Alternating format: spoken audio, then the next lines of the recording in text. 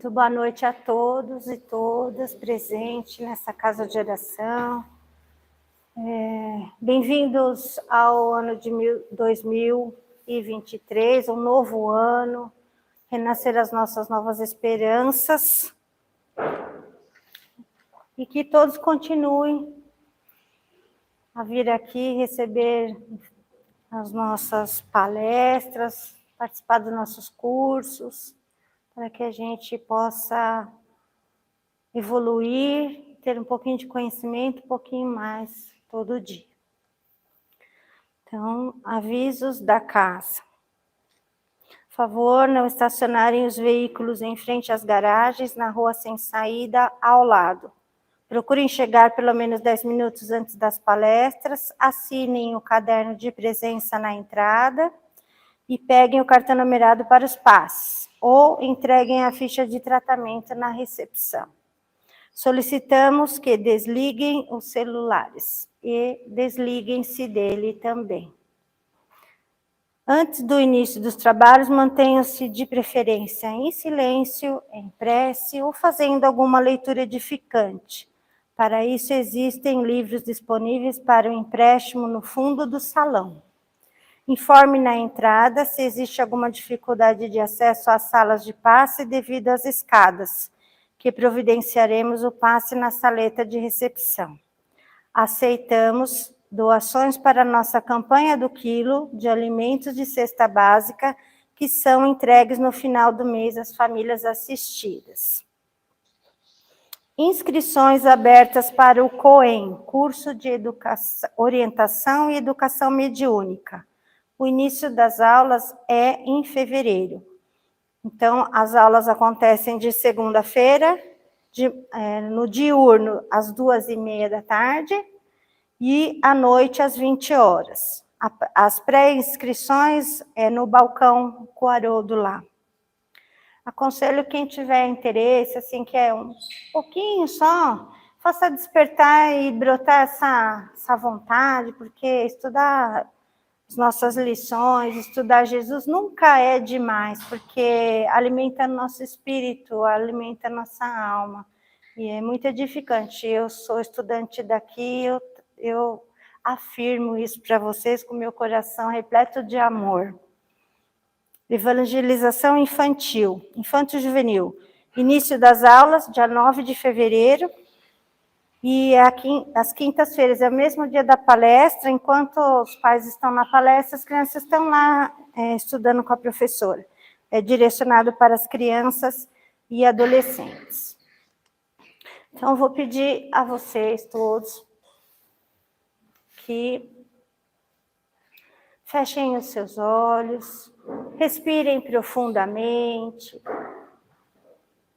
Imagine a figura de Jesus, deixe seus problemas todos lá fora, para podermos fazer essa conexão espiritual com o nosso Mestre Jesus, que nos liga ao nosso Pai Maior, e a todos os nossos amigos espirituais, que nos direcionam, nossos mentores, para que possamos, na primeira reunião desta casa de oração de 2023, possamos receber essa energia, essa paz interior, para que possamos nos tratar espiritualmente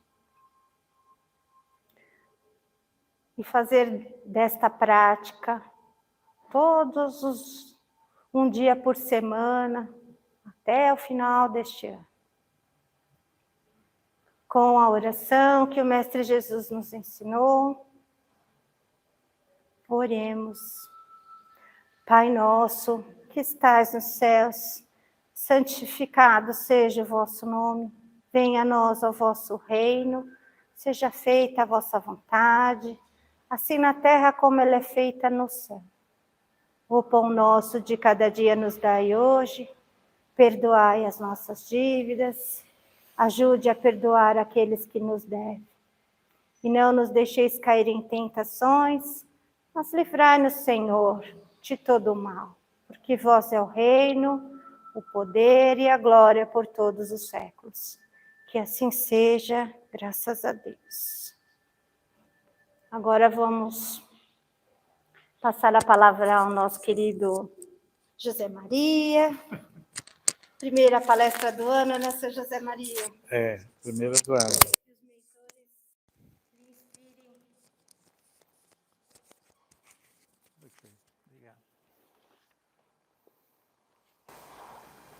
Então, boa noite a todos. Alô? Alô? Tá bom, né? Então, boa noite a todos. Já falei, né? De novo. Eu vou ler aqui do Evangelho segundo o Espiritismo, capítulo 1. Não vim destruir a lei. Então, vamos comentar um pouco sobre Moisés, Jesus e o Espiritismo, tá? Então, todos nós conhecemos mais ou menos a história de Moisés, não é isso? Que recebeu os 10 mandamentos no Monte Horebe, que também é chamado Monte Sinai, né? E os Espíritos hoje nos dizem que, em verdade, Moisés foi um grande médium e que ele recebeu o primeiro código divino através da mediunidade no Monte Sinai. Portanto, hoje já temos essa confirmação, não só de Allan Kardec, mas também confirmado pela obra de Francisco Cândido Xavier, a psicografia de Chico Xavier, da autoria de Emmanuel, onde ele nos garante isso. Tá? Então aqui diz assim: não penseis que vim destruir a lei ou os profetas, não vim para destruí-los, mas para dar-lhes cumprimento, porque em verdade vos digo que o céu e a terra não passarão, até que não se cumpra tudo quanto está na lei, até o último J e o último ponto. Então, ele fala sobre Moisés e diz que há 2 partes distintas da lei de Moisés. A primeira é a lei que ele recebeu no Monte Sinai. A segunda parte distinta são as leis que ele destinava aos povos a quem ele dirigia, né, a quem ele governava. Ele era um líder político, administrativo, religioso, etc. Então ele tinha todas essas qualidades, além de ser um grande médium. A lei de Deus está formulada nos 10 mandamentos. Todos nós conhecemos os 10 mandamentos, não é isso? Amar a Deus sobre todas as coisas, o primeiro mandamento. Depois vem: não tomarás o nome do Senhor teu Deus em vão. Lembra-te de santificar o dia de sábado, ou o dia de descanso, que é o domingo para nós, né? Honrarás ao teu pai e à tua mãe, não matarás, não cometerás adultério, não furtarás, não dirás falso testemunho contra o teu próximo, e não desejarás a mulher do próximo, não cobiçarás a casa do teu próximo, o teu boi, o cavalo, etc. Então, nós temos aí os 10 mandamentos que são para toda a existência dos seres humanos na Terra, não é verdade? Porque ele faz uma referência de grande importância àquilo que, indubitavelmente, ninguém iria dizer não é isso? Em todas as situações do processo de evolução em que nós estamos envolvidos, nós iremos requisitar a necessidade automática dos mandamentos da lei de Deus. Portanto, é uma lei que nunca terá suas alterações. Nós temos aí no Livro dos Espíritos, no livro 3º, Livro dos Espíritos, uma abordagem sobre a lei de Deus. Nós sabemos que a lei de Deus é uma só, é a lei de amor, é a lei universal. E Kardec propôs que houvesse uma divisão nos temas, 10 divisões, com a abordagem inicial, são 11 divisões, e portanto ali se explica tudo, mas nós sabemos que a lei de Deus é a lei de amor, é a lei universal, é a lei única. Mas para nós que temos a nossa cultura, o nosso conhecimento aqui no nosso planeta, na Terra, naturalmente nós precisamos adaptar esse ensino universal dos Espíritos, desta lei de amor, temos que adaptar as nossas condições acadêmicas, não é isso que nós criamos o academicismo para isso. Por isso é que Kardec fez essa proposição. Na verdade, não são os ensinamentos em si dos espíritos, ele fez a proposição, assim como ele também propôs aos espíritos dar novos atributos a Deus no início do livro dos Espíritos. Quer dizer, tudo depende das ideias do homem que adquiriu experiência até os 50 anos de idade, para que pudesse conversar com os espíritos, ter uma visão ampla da nossa cultura, das nossas necessidades de aprendizado, de conhecimento, e, consequentemente, formular a codificação, nós chamamos a codificação de Kardec, são 5 livros, que na verdade é a constituição doutrinária da doutrina dos Espíritos. Portanto, essas leis eram adotadas por Moisés na direção do seu povo. Ele recebeu os 10 mandamentos e raciocinou como político, como administrador. O povo, naquele tempo, era um pouco diferente de nós hoje. Evidentemente, nesses mais de 2 milênios, aliás, quase 4 milênios, nós evoluímos um pouquinho, não é isso? Desenvolvemos nossa competência intuitiva, que é a nossa inteligência, desenvolvemos as formalidades no ambiente social, desenvolvemos uma porção de coisas, embora estejamos ainda na idade da pedra lascada, segundo Emmanuel. Nós estamos ainda pensando como homem que se agride, que gera conflitos, que se mata. Mas essas formalidades caracterizam, de certa maneira, uma evolução da nossa parte. E aí então Moisés percebeu que para dirigir melhor, ele teria que atribuir a outra parte das suas leis, a que ele se refere, que são 2 partes, aquela que se refere às leis de Deus e aquela que se refere às leis necessárias para que ele conduza o seu povo.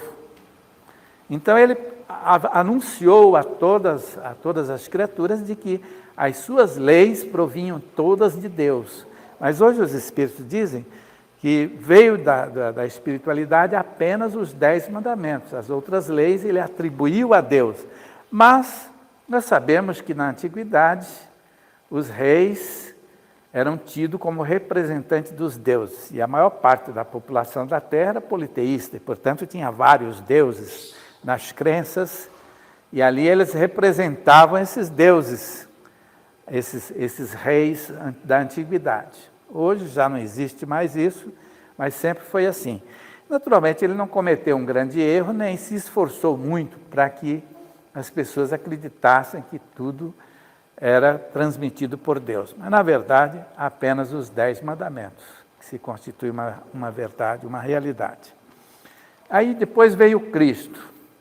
Quase 2 milênios depois, os Espíritos nos ensinam hoje de que, na medida em que o tempo passa, o homem que está sempre adquirindo cultura, conhecimento, sempre aumentando o seu grau de moralidade, não é isso? Porque o que caracteriza a evolução é a cultura, o conhecimento e a moralidade, o avanço moral nosso. Então os Espíritos dizem que na medida em que passam os séculos, o homem vai amadurecendo e vai conquistando a sua competência intuitiva, ou seja, a sua capacidade intuitiva aumenta substancialmente com o tempo. E isso vai caracterizar aquilo que nós chamamos de inteligência. A inteligência nada mais é do que a capacidade intuitiva de cada um de nós, porque a sabedoria, ela vibra no universo de Deus, do Cristo, dos espíritos superiores. O amor e a sabedoria estão em vibrações do universo. E na medida em que nós aumentamos a nossa competência intuitiva, nós então nos ligamos a essas forças espirituais e aí assimilamos para nós essas forças e geramos as emoções que dão origem à palavra e aos sentimentos, às ideias. Então isso é a inteligência. Por isso é que quando alguém vê o que escrevia, por exemplo, esse grande Albert Einstein, todo mundo conhece Albert Einstein, né? Ele dizia, quando se encontrava com seus amigos que eram poetas, dizia que o inventor, aquele criador, aquele inteligente, que era considerado muito inteligente, era a mesma coisa do poeta. Quem conhece algum poeta sabe que o poeta, em poucos minutos, faz uma poesia belíssima. E se ele sentar-se em determinadas circunstâncias, ele ficará horas e não conseguirá fazer a poesia. ele faz sempre rápido, porque ele tem um potencial intuitivo canalizado para assuntos relativos, por exemplo, à poesia. Então, o Albert Einstein também ele se sentia como um poeta. No momento em que ele criou as suas teses, as suas teorias, e isso ocorre com todos os intelectuais, com todos aqueles que descobrem coisas no ambiente científico, ou aqueles que inventam, os inventores, eles têm intuições e eles captam, portanto, tem até um estudo disso no Livro dos Espíritos, uns comentários feitos por Allan Kardec, né, com auxílio dos Espíritos. Então, em diversas ocasiões, podem ocorrer uma única descoberta, tá? Então, nos anais da nossa história, nós temos muitos casos, né? Então, é assim, o Moisés, ele fazia as suas leis para conduzir o povo e atribuía todas a Deus. Agora, o Cristo, agora eu me peguei no que eu ia falar, então tinha dado um branco rapidinho aqui, mas já peguei. Então, o Cristo veio há cerca de quase 2 milênios, e os Espíritos dizem que essa necessidade de adquirir conhecimentos, ela é progressiva. Passa um século, 2, 3, 10 séculos, mais de 10, 15 séculos. O homem está habituado com aquelas informações no ambiente religioso e filosófico, e ele começa a requisitar novas informações, porque a sua competência intuitiva já aumentou substancialmente e ele passa a perder, de certa maneira, aquela fé que era tão robusta há muitos séculos passados, ela passa a ser mais frágil, ela vai requisitar mais conhecimento, mais informações. E aí o Cristo veio no momento preciso. Os Espíritos dizem que esse é um dos motivos. É claro que existem outros motivos que caracterizam, não há tempo para se comentar, a vinda do Cristo, naquele instante em que ele esteve entre nós. Mas esse foi um dos motivos. O povo já vivia ansioso para se libertar do politeísmo, com as suas ideias antigas, com a pluralidade dos deuses e muitas doutrinas inseridas no politeísmo que já não satisfaziam determinados elementos mais inteligentes, a grande maioria da sociedade antiga. E aí eles já estavam ansiosos. Daí porque o próprio Paulo de Tarso, quando fazia as suas pregações, ia em primeiro lugar, porque segundo o Evangelho de Mateus, em primeiro lugar, os judeus, aqueles que estavam nas sinagogas, deveriam receber o auxílio da pregação da palavra de Jesus. E ele cumpria isso ao pé da letra. Mas ele, muito inteligente, percebia que os gentios mais facilmente aceitavam o Evangelho do que os seus irmãos de raça nas sinagogas. E aí então ele toma a decisão em Corinto, já na terceira viagem que ele faz das suas pregações, de se dirigir, de fazer a promessa de que, em primeiro lugar, iria se dirigir aos seus irmãos de raça, que é, aliás, aos seus irmãos gentios, não os irmãos de raça. Exatamente por isso. Daí ele ganhou o apelido de apóstolo dos gentios, apóstolo dos pagãos. E aí ele, então, foi o primeiro a usar a inteligência na interpretação racional do Evangelho de Jesus, que na verdade é a evolução do racionalismo. E aí então, no tempo em que Jesus veio, já havia uma ansiedade muito grande para se obter informações no ambiente religioso, porque já fazia muito tempo que aquelas doutrinas do politeísmo estavam já se desgastando. E aí então, talvez os gentios, também habituados com o politeísmo, na região da Ásia, naquele tempo, então eles facilmente adquiriam esse interesse, eles tinham esse interesse pelo Evangelho do Cristo. Então Jesus trouxe a sua mensagem, mas não trouxe completa. Ele fez alterações nas leis, aquelas que eram atribuídas por Moisés a Deus, mas que eram leis que ele mesmo criava. Então, nestas Jesus interferiu, fez uma série de observações e modificações que enfureceram, de certa maneira, os hebreus, os judeus da época. Mas as leis de Deus, que são os 10 mandamentos, ele não fez alterações, ele apenas fez citações importantes. Quando ele diz assim, quanto às leis de Moisés propriamente ditas, ele, pelo contrário, as modificou profundamente. Ao contrário, as modificou profundamente, aquilo que eu já falei, no fundo e na forma. Combateu constantemente o abuso das práticas exteriores, as falsas interpretações, e não podia fazê-las passar por uma reforma mais radical do que reduzindo-as a estas palavras. Amar a Deus sobre todas as coisas e ao próximo como a si mesmo. E ao acrescentar, está aí toda a lei e os profetas. Portanto, Jesus resumiu aqueles 10 mandamentos nestas frases simples, que abarca naturalmente todos os 10 mandamentos. Amar a Deus sobre todas as coisas e ao próximo como a si mesmo. Portanto, os Espíritos hoje nos ensinam de que ninguém pode amar a Deus se não amar ao próximo. E esse amar ao próximo como a si mesmo, como a nós mesmos, se interpreta na doutrina dos Espíritos da forma como acharmos interessante. A interpretação do Chico Xavier é de que o amor aos nossos semelhantes já representa o amor que dedicamos a nós mesmos, tá? Mas nós não temos teologia no ambiente espiritista. Qualquer um de nós pode fazer as suas interpretações inteligentes dos textos do Evangelho de Jesus, e desde que essas interpretações estejam de acordo com os ensinamentos evangélicos, são considerados válidos pela espiritualidade e por nós. Este é um fator de grande importância para nós, os espíritas, porque no espiritismo não existe sacerdócio organizado.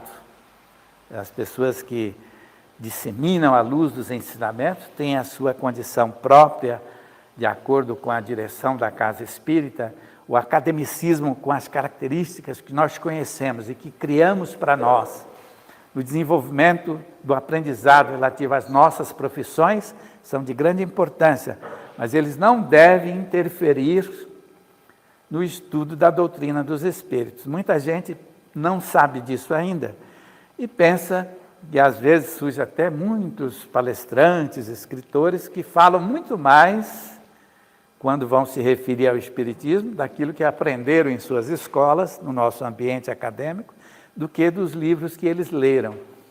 Então, o espiritismo tem que se manter com as suas características, porque assim tem se mantido até os dias atuais, e é uma instituição em evolução.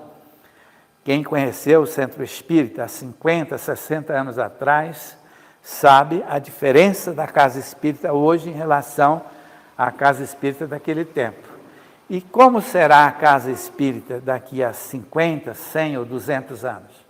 Nós podemos formular hoje, evidentemente, com as informações que temos, como será a Casa Espírita, mas ela será um tanto diferente da Casa Espírita de hoje. Nós estamos em evolução. Quer dizer, o que ocorreu com o cristianismo foi uma deturpação da evolução do cristianismo por uma série de fatores de grande importância. Mas no caso do espiritismo, não. Nós estamos vivendo em tempos modernos, tempos diferentes, onde a espiritualidade vem se manifestando em todo o mundo com base na constituição doutrinária da doutrina dos espíritos, que é aquilo que nós chamamos a codificação de Kardec em 5 livros, que são 5 livros que nos trazem, digamos, as informações essenciais, que nos trazem os parâmetros e que serve a constituição doutrinária da doutrina dos espíritos, serve não somente para nós, os espíritas, mas especialmente também para os espíritos, porque eles têm um respeito muito grande a todos nós, e como nós sabemos que a codificação lá se estende, portanto, todas as informações doutrinárias a que nós nos submetemos, eles ostensivamente se manifestam no mundo inteiro com base nos princípios dessa codificação.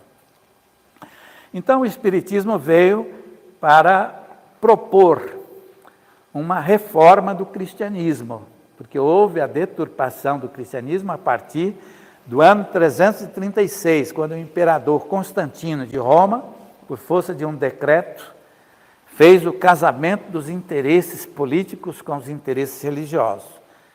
Então, quando se fala isso, não se quer dizer que nós, os cristãos, não devamos estar atentos aos assuntos políticos do local em que vivemos. Nós temos todo o direito. O que os Espíritos recomendam é que nós não devamos nos envolver, participar ativamente da política partidária. A política foi criada por Deus para sustentar os princípios do Evangelho de Jesus. No entanto, é como aquela criança que está ainda crescendo. No momento, qualquer um de nós, como espíritas, que alguém que não acredite nisso, que nos perdoe a falta de modéstia, mas lutar pelo Evangelho do Cristo, se envolver com política partidária, seria, portanto, um erro da nossa parte nesse momento evolutivo em que nós nos encontramos. Não significa dizer que no futuro, um pouco mais distante, nós não possamos estar envolvidos em ambientes políticos. Nós temos todo esse direito. Mas, no momento, não há essa recomendação, porque há uma incompatibilidade muito grande entre a mensagem de reforma do cristianismo proposta pelo Cristo, porque o Espiritismo é dirigido da esfera do Cristo, e tudo aquilo que ocorre na Terra, no ambiente da ignorância, do obscurantismo em que nós estamos ainda mergulhados. Portanto, estejamos sempre atentos a esses fatores de grande importância, porque nós é que iremos nos responsabilizar pela instrução que o Espiritismo deve dedicar ao homem em 10 séculos consecutivos a partir desse século que se inicia agora. Portanto, são 1000 anos a missão da doutrina dos Espíritos. E bem-aventurados aqueles que permanecerem na casa espírita, se transformarem em trabalhadores da seara de Jesus, porque, sem dúvida, irão receber as tarefas mais difíceis aqueles que permanecerem na casa espírita. Portanto, segundo os Espíritos, uma das funções mais importantes da Terra hoje, sem querer tirar a importância das funções as mais variadas dos nossos irmãos que estão localizados nos mais diferentes lugares no ambiente da nossa sociedade. Portanto, que todos nós possamos estar atentos, porque ninguém penetra a casa espírita por acaso. Todos nós imploramos a oportunidade de penetrar a casa espírita, nos preparamos às vezes por 10, 20, 30 anos, e quando penetramos a primeira vez na casa espírita, não é por acaso. Nós estamos simplesmente nos reencontrando com os nossos antigos ideais, com os nossos desejos, com o nosso pedido que foi aceito pela espiritualidade, que consta no nosso programa, no mapa de serviços e de provações que é instituído para cada um de nós. Portanto, se alguém quiser ler mais a respeito disso, está no livro Os Mensageiros, psicografado por Francisco Cândido Xavier, da autoria de André Luiz. Nos traz informações muito interessantes sobre isso. Agora, para finalizar, nós temos aqui, nós falamos do Cristo, do Espiritismo. O Espiritismo, na verdade, ele nos traz os ensinamentos básicos para que, no futuro ainda distante, estejamos na Terra com a chamada religião cósmica. Portanto, é quando o homem estiver muito próximo de estar vivendo em comunidades onde o pensamento será praticamente... nós teremos os pensamentos muito parecidos uns com os outros. Quer dizer, de tal maneira que o personalismo desaparecerá totalmente. Os Espíritos nos ensinam de que os espíritos realmente superiores, como Cristo e outras entidades, Francisco de Assis, por exemplo, são espíritos que não têm mais absolutamente nenhum interesse pelo personalismo. Por isso é que hoje, muita gente às vezes até critica, existem muitos médiuns que recebem entidades espirituais e psicografam mensagens ou trazem mensagens através da psicofonia, dessa ou daquela entidade muito elevada. Os espíritos não estão preocupados, desde que aquela mensagem esteja de acordo com os princípios do Evangelho, eles não estão absolutamente com nenhuma preocupação, porque não tem personalismo algum. Esses espíritos pensam de forma semelhante, de tal maneira que o personalismo desaparece. Coisa que não ocorre entre nós, porque o personalismo está presente em todos os setores da sociedade humana. Portanto, é um indício de atraso nosso ainda. E, portanto, o Espiritismo nos traz as revelações do mundo espiritual, nos vem ratificar a realidade da reencarnação, e, portanto, com todos esses livros, que se constituem o grande tesouro da pátria brasileira, nós podemos, nesse momento histórico da nossa evolução, em que estamos nos habituando, nos aproximando, desejando e buscando o livro, os Espíritos sempre nos ensinam de que, no futuro, o livro será o elemento essencial para a obtenção de conhecimento do ser humano. Nós, por exemplo, aqui um comentário interessante, é que na Europa, nós sabemos que o europeu lê muito mais do que os brasileiros, não é isso? O Brasil é uma nação nova ainda, muito jovem em relação à Europa. Mas Deus sabe como faz. Hoje o brasileiro está se habituando à literatura atual, à literatura espírita, que aí se encontra com milhares de livros e tantos outros livros que são oriundos da cultura que nós desenvolvemos.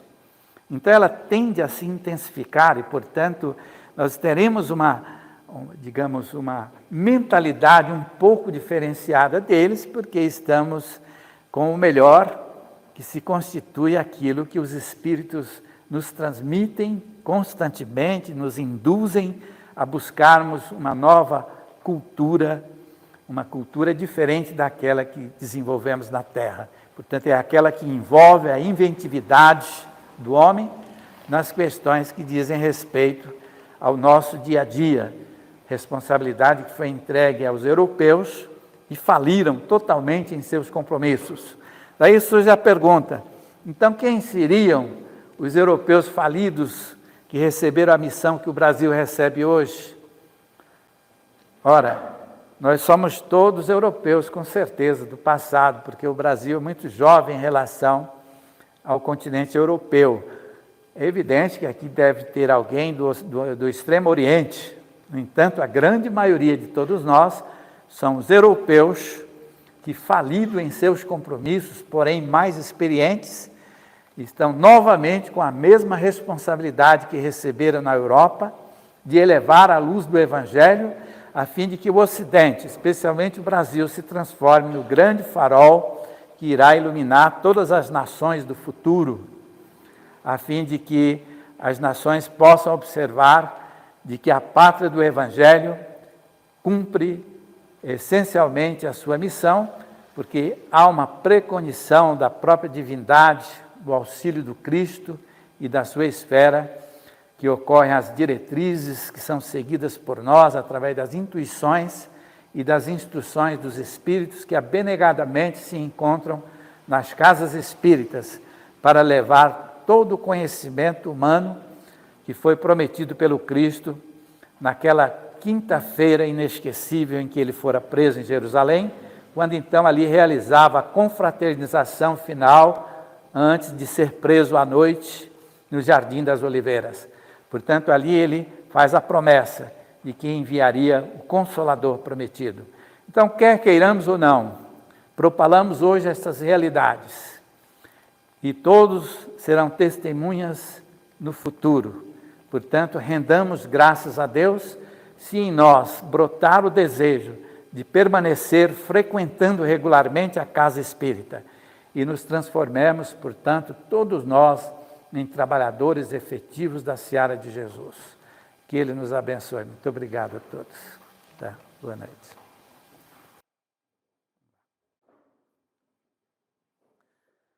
Então, nós vamos fazer as nossas vibrações rapidamente, em um pouquinho mais de tempo, a nossa prece final. Roguemos a Deus, o nosso Criador, e a Jesus, que nos abençoe a todos nesse instante, mas que abençoe também a todos os nossos irmãos que perambulam pelas vias públicas, especialmente das grandes cidades onde experimentam as maiores necessidades, os piores sofrimentos, em busca da própria redenção. Que os nossos irmãos tenham também oportunidades semelhantes às que temos tido, para se reencontrarem com os seus ideais, para desenvolverem uma religião, para se libertarem da dor e do sofrimento com resignação. Vamos então, elevando o pensamento a Jesus e fazermos aquela prece que Ele nos deixou há 2 milênios. Pai nosso, que estais nos céus, santificado seja o vosso nome. Venha a nós o vosso reino. Seja feita, Senhor, a vossa vontade, assim na terra como nos céus. O pão nosso de cada dia dá-nos hoje e sempre. Perdoai, Senhor, as nossas dívidas, assim como perdoamos àqueles que nos têm ofendido. E não nos deixeis cairmos em tentações, mas livrai-nos, Senhor, de todos os males, que assim seja. Graças a Deus. Muito obrigado a todos. Até a próxima.